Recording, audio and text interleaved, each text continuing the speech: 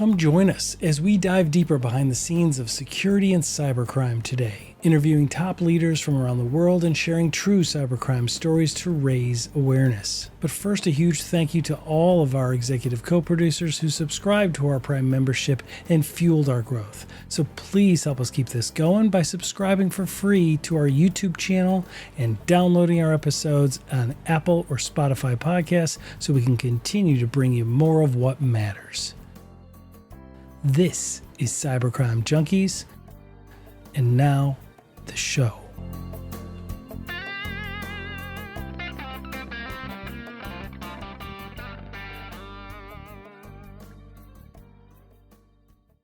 Hey, well, welcome everybody to Cybercrime Junkies. I am your host, David Morrow, and very honored in the studio today. We've got Chris Cochran, CEO, founder of Hacker Valley Media, and has got a wonderful story and has got a great brand and a great message for the cybersecurity community. Chris, welcome.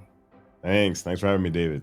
Hey, I really appreciate you being on. So for those that they might be living under a rock, may not have heard of Hacker Valley Media, walk us through I want to hear kind of your backstory and how you guys developed this wonderful platform that you guys have.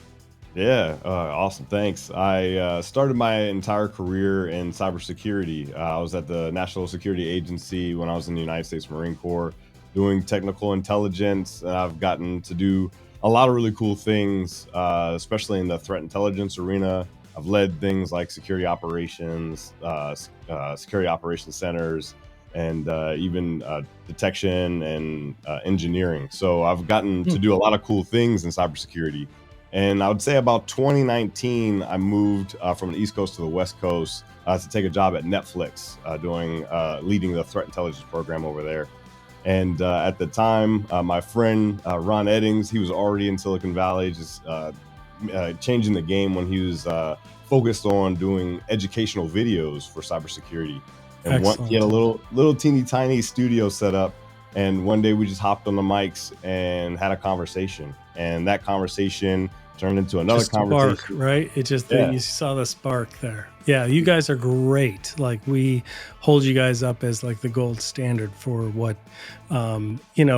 security education and driving awareness through we call it just socializing cybersecurity, right? And just bringing different aspects to the public. So what drove? Can I ask what drove you to join the military in the first place? So I was in JROTC when I was in high school, and I was in my first high school. I was in the Navy JROTC, and then I moved to another high school which had Marine Corps. So I knew a lot of the traditions, I knew a lot of the standards, I knew a lot of the history. And to be honest with you, story is really what got me into the military at all. My dad was in the Army, my mom was in the Army, but I never thought of that as being a path for me. And I watched the movie in the theaters. It just come out. It was We Were Soldiers with Mel Gibson. Yep, fantastic movie. It was such a hardcore story. And and walking out of that movie theater, I said, I'm going into the military. And it would be a couple years before I actually got in. But that was the initial push to get in, and let alone the stuff that happened for 9/11. And I do have a huge soft spot in my heart for our country and being a citizen of this great nation. And one person. And so to me, there's a direct alignment between having a deep love and respect for our country as well as wanting to protect others. 100%. Sometimes we get wrapped up in the technology of cybersecurity, but at the end of the day, we're protecting people and their ability to operate safely on the internet. Yeah, absolutely. And to me, it's really not about the technology. Like, I really focus on the culture, right? Just our approach. We're part of InfoGuard. We've been running security awareness trainings live at no cost. We don't talk about our companies. We don't talk about solutions, technologies at all. We just educate people on the risks, the TTPs, things like that. And that way they can just raise awareness. Hey everyone, as you know, we routinely discuss how risky it is for brands to rely just on passwords or weak old-fashioned multi-factor authentication systems. It's your brand and we want you to protect it. Today, we're excited to be sponsored by a next-generation authentication platform, Beyond Identity. Did you know 80% of breaches are the result of stolen credentials? Why does your organization still rely on passwords as part of your authentication process? Beyond Identity enforces continuous risk-based authentication, a fundamental tenet of a zero-trust security program. Check the link in our show notes and go to beyondidentity.com/podcast to get a free demo. That's beyondidentity.com/podcast to get a free demo. Beyondidentity.com/podcast for a free demo today. Or simply click the link in our show notes below. And now the show. Let me ask you this. What's your thought on the reason for studying cybercrime? Like the understanding of how cybercrime organizations work, how Lockbit works, and how some of these organizations work. People, I never want anybody to think we're glorifying criminals, because that's never the approach. But I think that it's like it's about awareness and understanding who the threat actor is. 100%. It makes it real, right? If you're looking at it from the context of a story, right? That actor is a character in the story at the end of the day. And when you understand the character, when you understand that person, you can understand the motivations. You might even be able to anticipate next moves based on those motivations.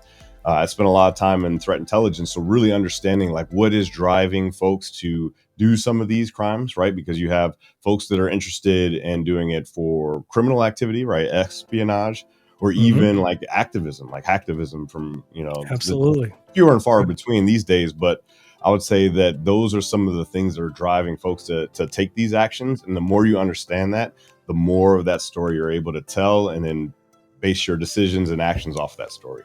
Absolutely. Yeah. And to me, it's almost like an MO when you study crime and criminal behavior, right? You really have to understand the modus operandi. You have to understand the MO, meaning, do they always come in, let's say they're breaking into a house. So there's a series of break-ins, and they're breaking into the house through the laundry room windows Wednesday mornings. Like, then there's a heightened attention for during that time frame, during that location in the house. And I think it's very similar to studying cybercrime and studying those tactics and those threat vectors, basically.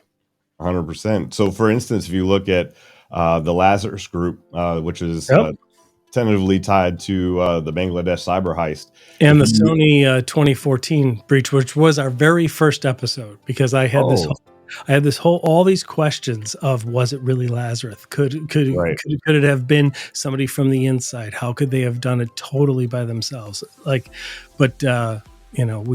just kind of opened up questions and had good dialogue there. But go on. I'm sorry. Yeah. Oh no. Yeah. Just understanding what are those intentions will enable you to put in security controls, because you know what they're going after, right? If the Lazarus Group was after money because of their economy in their country, you could say that they're probably going to continue to do these types of operations. If it was more targeted just against the SWIFT banking system, it might be really specific to the SWIFT banking system and not necessarily something that everyone needs to be concerned about. At least, directly. So, I mean, really understanding those motivations is going to be key for cybersecurity folks. Yeah. And when we think of building operational resilience, right, when we talk about getting prepared, right, kids in school always do fire drills, right? They always do fire drills.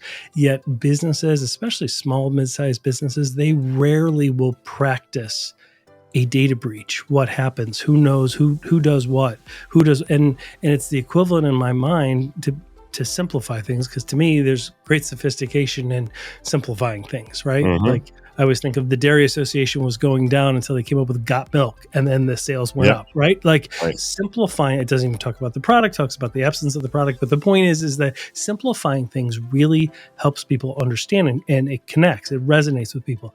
And when we think of operational resilience, and we think of, you're not even practicing fire drills. Imagine if kids didn't do that, right? A fire would actually happen. They'd be running down the hall, they'd be screaming, nobody would know where to go, right? Like, small, mid-sized businesses. I mean, I think enterprise organizations tend to do it more often, but Mhm. the small, mid-sized businesses really have a need to practice at least annually, right? Ideally Right. more, but at least annually. Do a run through. Spend a couple hours doing a run through. Who does what? Who has to be alerted? Who's handling watching everything turn white during a ransomware attack? Who's going to handle the negotiation? And Mhm. that's where understanding how some of the cybercrime gangs and the ransomware as a service model works, because you're going to have to, unlike other attacks and a ransomware attack, you have to deal directly with the criminals. You will be communicating directly with them. If you Mhm. don't know anything about them, you're at a severe disadvantage, in my opinion, Huge. right? Mhm. So, okay, back to what we were talking about. So, not a bad transition from military to like working at Netflix and Silicon Valley. Very cool. How did that happen?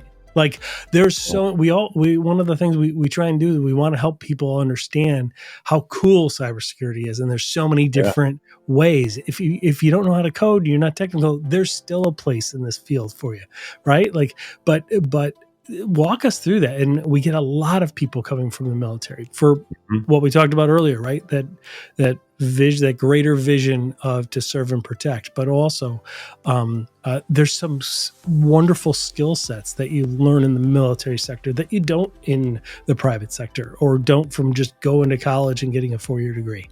Um, Sure. so walk us through that. Like, what particular skill sets did you learn in the military, and then how did it come about that you wound up at Netflix? Yeah, in the military, I was at the National Security Agency, so I was Very learning cool. the trade craft of intelligence. And Hmm. intelligence is really glorified storytelling, right? You have Hmm. to understand the people, motivations, Oh and what yeah. is the potential impact, or what is your assessment as to what could happen in the future, right? And you Yeah. could have your confidence level, high confidence, low confidence. Is it likely or unlikely? And that's really what got me first thinking about just intelligence in general. And then I had the opportunity to do digital networks intelligence. I'd always been fascinated by technology. What's I the used to core read. driver there?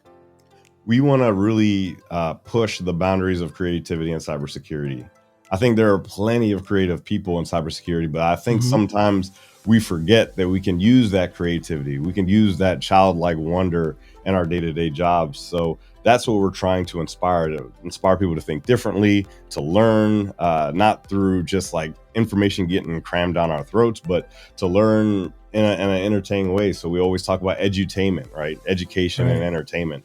And that's what we really are trying to push in cybersecurity. So we do everything from events, we have an internet TV series, to podcasts, to even some of the social media stuff that we do. We just want to make it fun, right? There's a lot Yep. of FUD, fear, uncertainty, and doubt in cybersecurity, and so we want to bring some levity to our industry. And I think that honestly, one of the best ways you can is to take experience, distill it into something that's digestible, and make it entertaining. And that's when you have an industry creative. Absolutely. Yeah, I love that. I mean, because it resonates with people, right? I mean, I think storytelling is one of the most effective ways of communication, right? I mean, Mhm. it's a way that we instill values in our kids, right? Like Yeah. we tell them stories. We're like, okay, well, here's why you shouldn't do this. Let me tell you about when I did made the mistake of doing this, or when Uncle John made the mistake of doing this, and look Right. what happened, right? And Hmm. then they're like, oh, now I see it. And I Yeah. think that same thing comes to socializing cybersecurity, because otherwise people think, well, it's too technical, or I don't understand it, or it scares me, so I don't want it, right? Hmm. And I just want to grow my business, and I just want to focus on the positive things. Well, cybersecurity can be a positive thing, Yeah. right? To me, it instills and it fortifies brand growth, right? Like, growing a business is all about getting the brand out and doing Hmm. that. And cybersecurity is that protective layer so that the brand isn't out there for the wrong reasons, right? Correct. Yeah. So that's so cool. So let me ask you, when you were driving into intelligence, was there a sector of cybersecurity that interested you more? Were you more on the blue teaming side, or did you also learn to code and then also get into the red teaming side? Yeah. So What was it? I'm not a huge coder. I've dabbled over the years, but I never really had a huge use for it. Mhm. I largely have been on the blue side of the house, but I have a deep affinity for the red side. I used to teach physical red teaming with the core group, so we would go to like Black Hat, we'd go to the SANS Mhm. conferences, even taught at the Naval Academy, uh, lock picking, lock bypassing, Yep. social engineering, all that good stuff.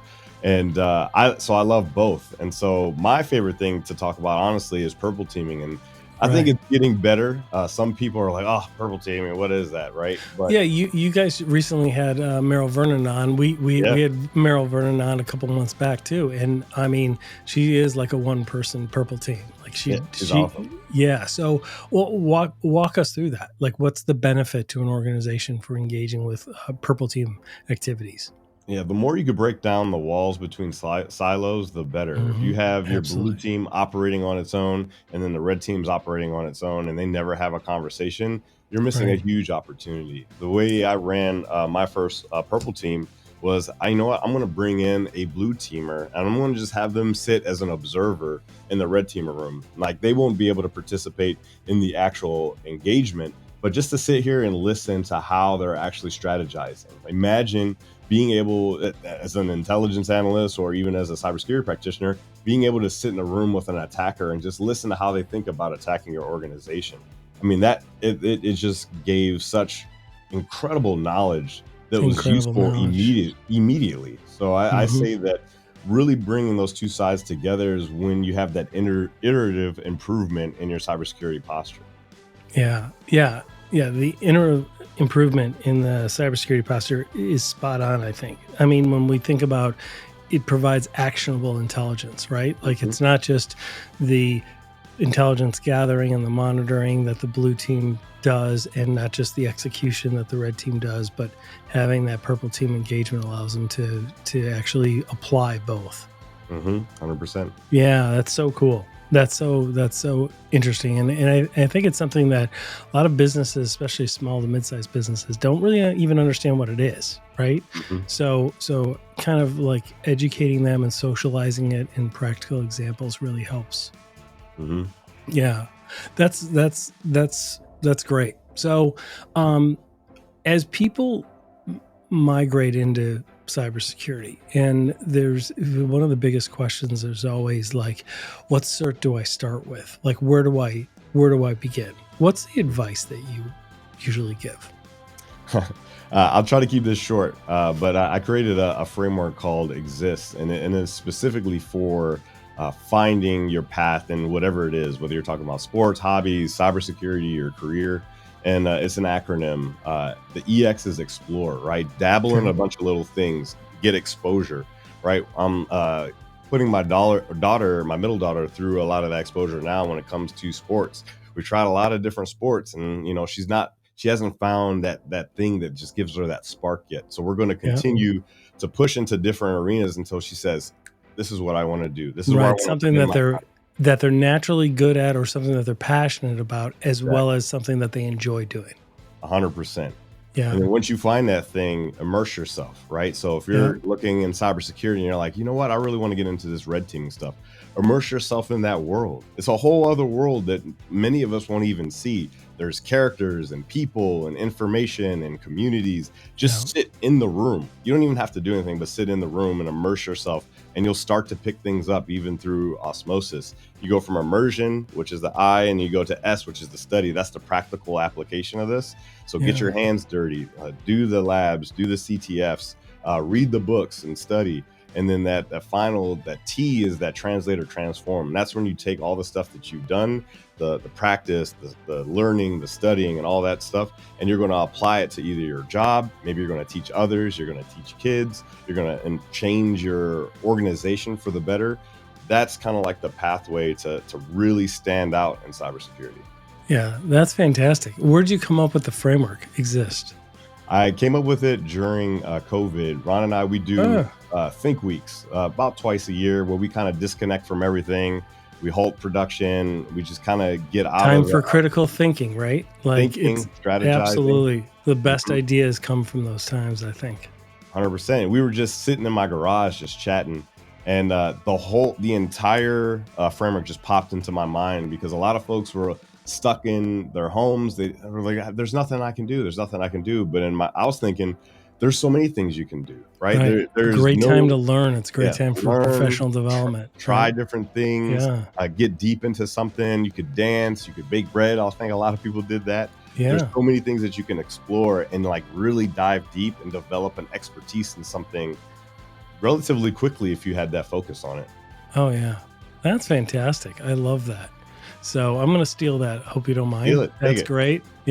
That's absolutely fantastic. I'm gonna share that with my kids and a couple of clients Yeah.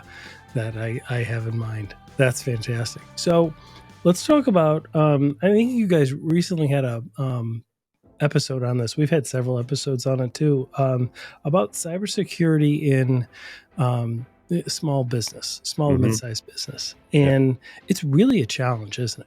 I it is. mean, yeah. I mean, what's your view on it? What advice can you give? I would say my view on it right now is that a lot of the big players in cybersecurity, they're really focused on enterprise because, Right. I mean, it makes sense from a business standpoint. If you're going to have a sale and it'd be a multi-million-dollar deal, Yeah, that's if a you're lot going to roll out easier a than, SIM platform, you're going to roll out yeah, a MEDR platform or whatever you want to go big, right? right, But yeah, but there's a the vast majority of U.S. businesses are not nah, enterprise, right? mm-mm, Most people they're do not. not work for an enterprise. They work Mhm. for local governments. They work for small and mid-sized businesses.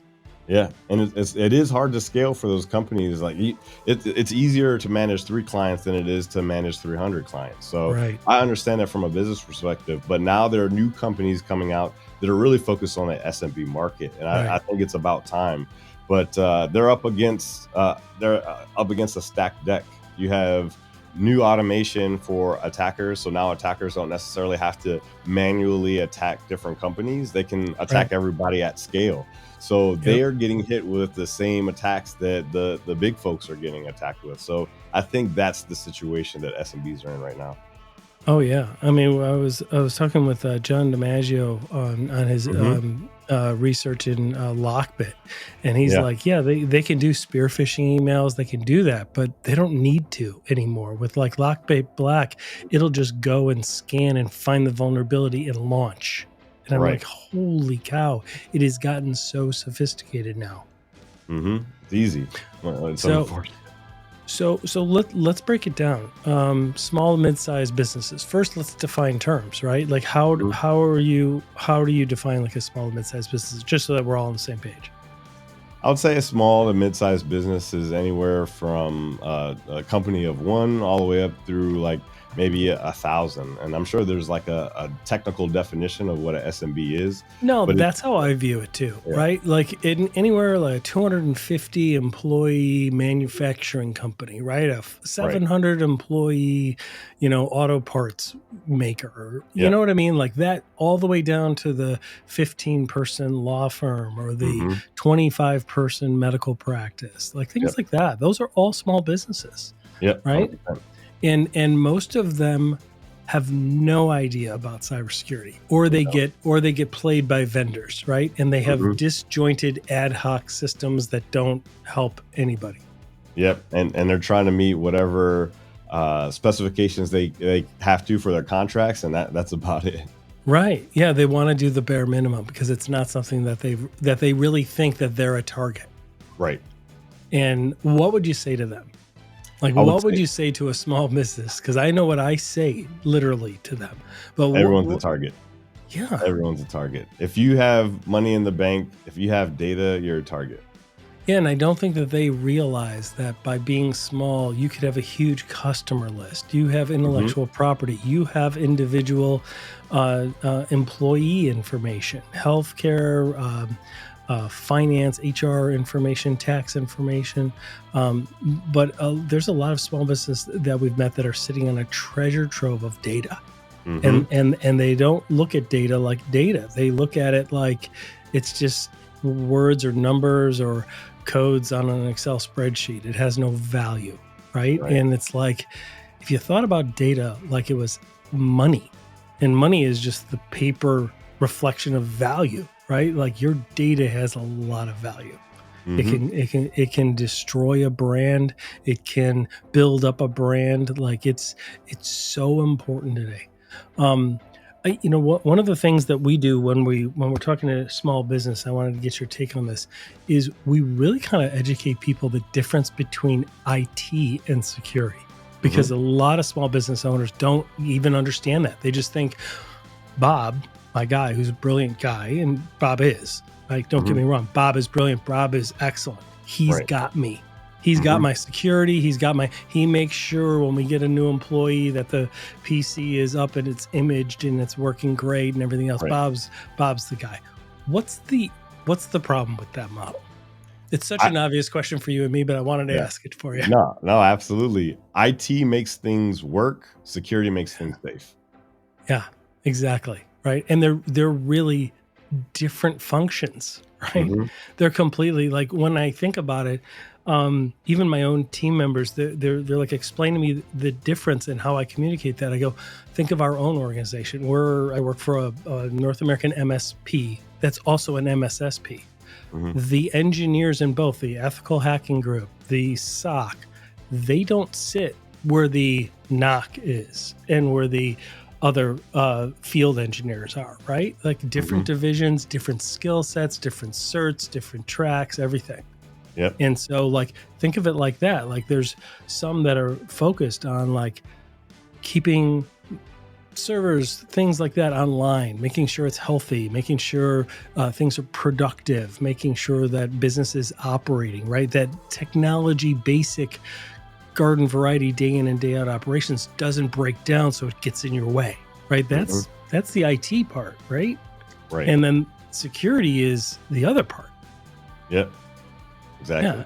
Yeah. Yeah, I mean, The like, security is like, okay, now that everything's working, let's look for anomalies. Let's look for, holy cow, somebody's moving across the network. There's a whole bunch of data being exfiltrated or being moved. Why is that? Right? Is it Mhm. part of the normal operations of business or is it not? Right. And So, those two teams need to have conversations. I was at one place where, oh yeah. yeah, I built out a corporate security function, and I was like, you got to bring IT to the table. You got to bring IT and security to the table, deconflict priorities, but work together at the end of the day to make everything work. Absolutely. Absolutely. Let me ask you about. I love just bouncing ideas off you. Hope it's okay. Do it all day. So penetration testing. Like, when Hmm. we think about penetration testing, I see so many different. Like, the industry, there's so many different penetration tests out there. Like, Hmm. there's the small, again, IT companies, not really security companies, but general garden variety MSPs that'll do a penetration test, and Hmm. it's totally different from ethical hacking that's Right. done, right? Like, Hmm. what's your walk us through that? Like, what do you see in the industry?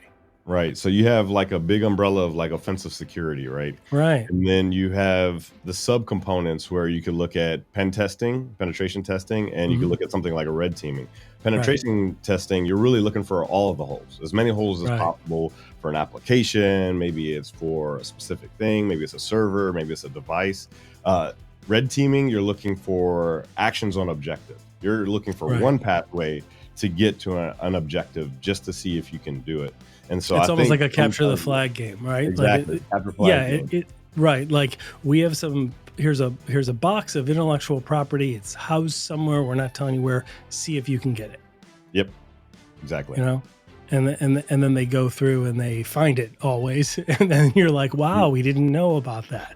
And Mm-hmm. that's what you were saying about the communication between IT and security needs to happen. 100%. So if you think about it in a physical sense, penetration test is someone that's surveying the house to see, all right, where are the holes and how could I get in? And I'm going to write all those ways down so you can remediate. Yeah. Red teamer, they're trying to get to that safe in the middle of the house or the down in the basement, just Right. to see if they can get that action. Yeah, that's a great story, right? That's a great way of explaining it. Hmm. Okay, so as we begin to wrap up, I want to ask you about AI. All right, let's talk Good. about, there's always been talks about AI for years. Everybody's been talking about it, but things really changed a few months ago. What are you seeing, and what do you foresee? Everything is changing so fast. It is It's absolutely faster than unbelievable. ever before, I think. Faster than ever before. I would say, if I had to guess from a technical perspective, there have been more innovations, companies, open source projects, and applications altogether that have been created over the last few months than maybe the last 2 years, I would because agree. of the advent of artificial intelligence. Looking Mhm. at things, building on top of GPT 3 and 4. There are Mhm. so many applications for AI that it's really mind-boggling, and it's to the point where you have folks like Elon Musk saying, like, "Hey, everyone, we need to pause right now before things get Mhm. really squirrely." He Mhm. literally put out a thing with a signature of a bunch of other folks that are really, really intelligent, saying, "We need to stop for a second, right? Because things Mhm. are going really fast." Well, yeah, it gets Control. into the yeah, absolutely. I mean, it gets into the. We had some people. There's a Silicon Valley think tank that we're part of, and a couple of them were working on an ISO Mhm, for Congress and for a couple other countries, and it really gets into the we have to set some kind of framework right mhm, around it. Like the because otherwise it could really go into a dark place, and it could mhm, really be used for harm or just be used incorrectly. right.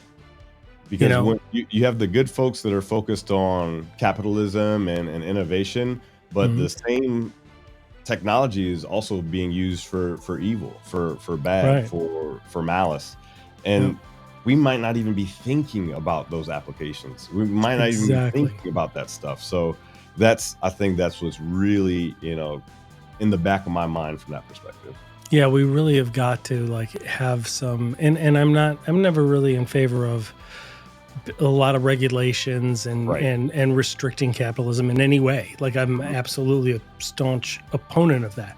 Yep. But in cases like this, it's like we need some frameworks at least. We need some guidance and some kind of general rules while we're rolling the dice and moving our pieces around the board. We at least have some rules on the back of the box, Mhm. right? That we can at least go, no, you got to go back to Yep. if you do that, right? Mhm.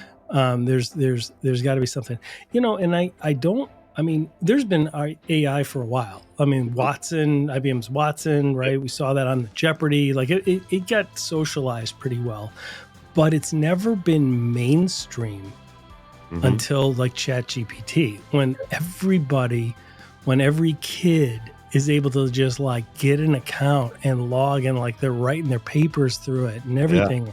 It's like teachers are like, well, our software doesn't pick that up, right? Right. Like, Mhm. I mean, that's really. I saw some apps kind of are able to track some of that, but it's still Mhm. really hard It because is hard. it can be iterated back and forth, and uh, I don't know how that gets solved. But what are your thoughts on? There's always a concern. We have listeners oftentimes that ask, like, is there going to be, there's a lot of layoffs right now to begin with. Is AI gonna damage that? What are what's your thoughts on how AI will affect jobs at all? I heard someone put it this way, and I thought it was brilliant: is that AI isn't coming for your job; someone with AI is. Yeah, So that's exactly what I heard, and that's yeah, kind of the way I look at it. yeah, Yeah. it is. Yeah, it's AI isn't going to replace you, but Mhm. a person that's leveraging AI, if you're not, will Right. have a competitive advantage for And even sure. even in cybersecurity and technology, I think a lot of people are turning a blind eye to things like Chat GPT, because sure, is it perfect in its form? No, it's going to continue to improve and No, get there's a better. lot of bugs in it. There's a lot of errors in it, but for Yeah, ideation, it's yeah, fantastic, it is. It's right? You perfect. can throw up your ideas, you can do it like it just solves a lot of I use it every day. I use that and Hmm. a couple other things just to ideate, bounce off ideas. I use it when I need to like structure things. Yeah, Like if I want something like, can you remove all duplicates here and do yeah, this? Because like Word won't do that or whatever the program is, like wouldn't even exactly. do that. You can throw it in there in like 2 seconds, you have it. Hmm. Whoa. I'm like, whoa, that is like really helpful. Right. Yep. It's little things like that speed up your day, and you can see like over time how much additional productivity Hmm. is going to be. Awesome. So I wish you guys the best. We'll be following along the way, and just keep doing what you're doing. This is just great stuff. I appreciate it, David. Thanks for the No. time.